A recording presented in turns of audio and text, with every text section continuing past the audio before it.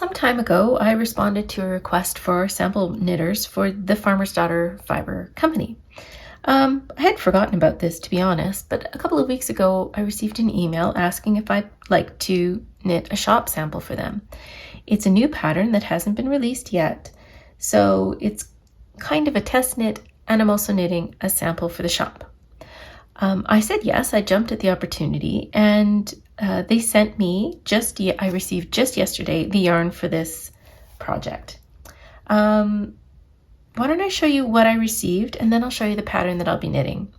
Farmer's Daughter Fiber, I have to say, is very organized. They sent me the yarn I need for this project, as well as this sheet with all of the little things I need to know about knitting a sample for their shop.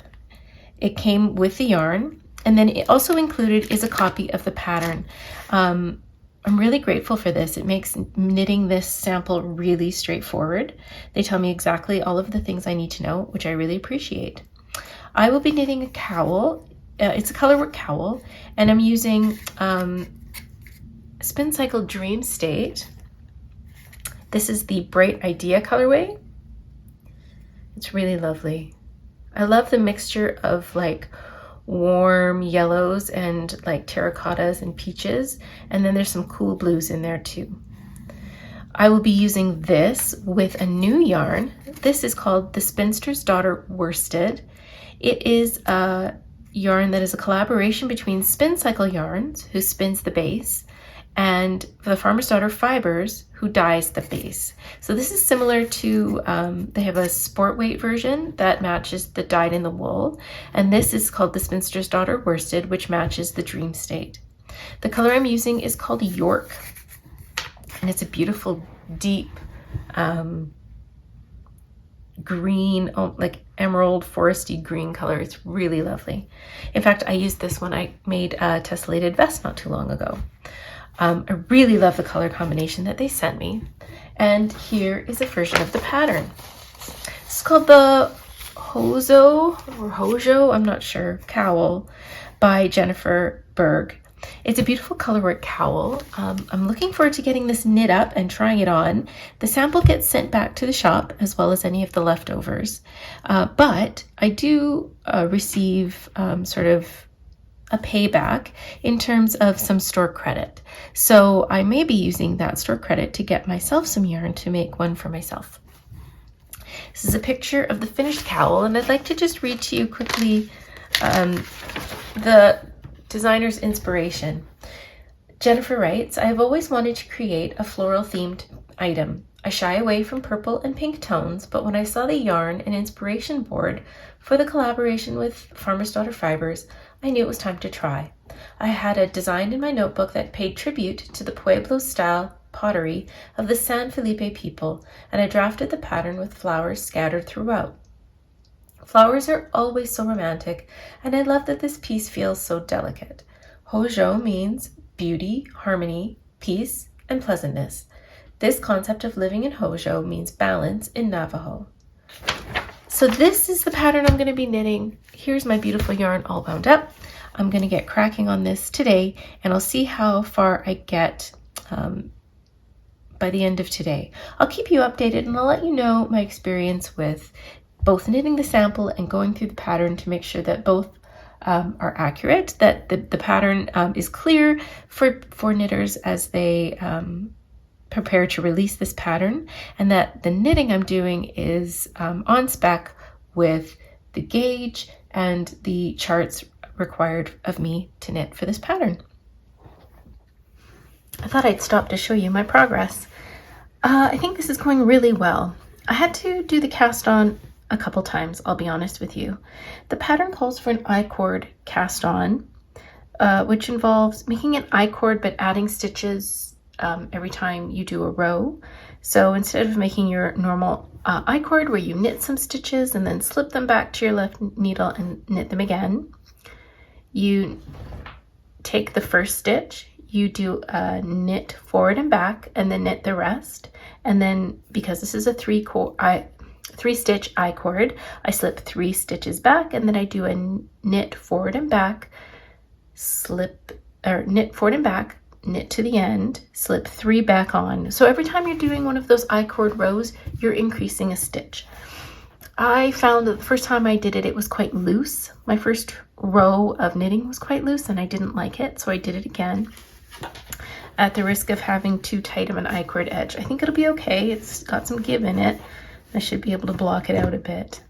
Now I've been working on the first chart, and this pattern includes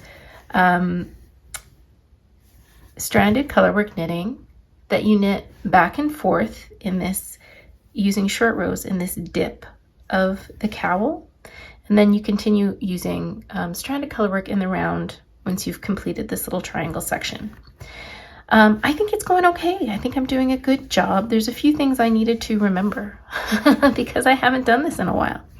So if you, like me, have not done back and forth stranded colorwork in a little while, I'll tell you the couple things that I needed to be reminded of. One was I needed to go ahead and watch a little video, which is included in the pattern, on the best way to do wrap and turn short rows. Wrap and turn short rows aren't my go-to. I like a German short row. I find them easier to do for me and neater. So when I was doing these wrap and turns, because I wanted to stay as true to the pattern as possible, I found the first time I did them, again, they were kind of sloppy. So I went, watched the video, and I found that really helped. So that was the first thing I did. The next thing that I needed to remember, and I'll tell you about, is that when you're doing stranded colorwork back and forth, you need to do a little twist of your yarns at each edge. So when you get to this end, you need to twist your yarns. To do that, I just took one ball of yarn, and passed it under the other one, you know, just a little twist like that. And what that does, okay, that was a really bad example, but what that does is anchor particularly your contrast color at each end. So when I twisted it over here, it was sort of anchored. When I twisted it on this side, it was also anchored. So I will remind you to do that if you are going to be tackling a pattern that includes stranded colorwork that goes back and forth. The pattern is really interesting. I like how it flips, like these flowers here start out in the contrast color and then they flip to the main color. And so you sort of move from having this deep green as being the background to having it being the sort of highlight color. So that's really interesting. Yeah, it's been an enjoyable knit. Again, I had a couple hiccups.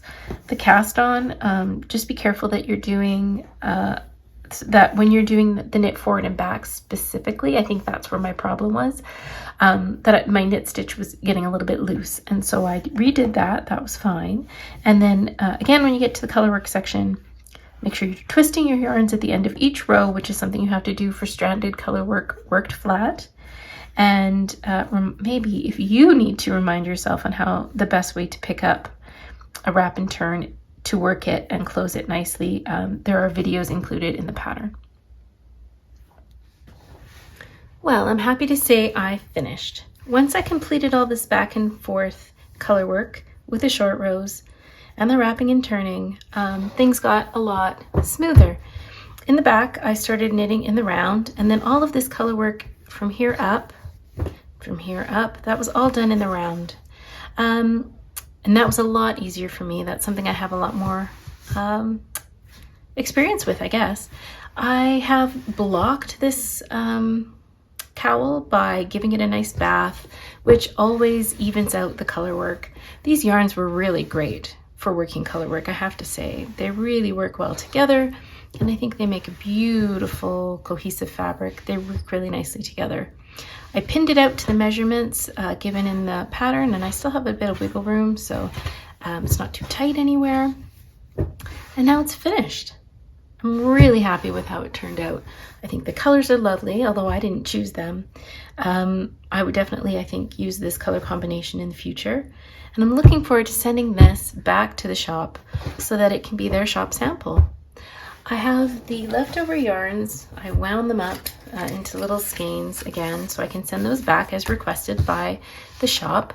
And I'm going to be going to the mailbox, I think, right away, so I can get these in the mail and get this completed. So that was my sample knitting experience. This was a great pattern. I would recommend it if you have some experience with colorwork. This colorwork business down here where it was back and forth is a little bit more complicated. So I think it's best if you have a bit of experience. But then after that, it was quite easily worked. The yarns were beautiful to work with. And it was a great experience. The pattern designer was lovely. The store has been lovely to work with. So if you see this in the shop, let me know. And I may be knitting this again in future once I recover from all this back and forth colorwork business. Anyway, it was a great opportunity to try something new and try some colors that I don't often use. So if you get the opportunity to do some test knitting or a sample knit, I'd encourage you to go for it. It's a great way to expand yourself as a crafter. So thanks a lot, and I'll see you soon.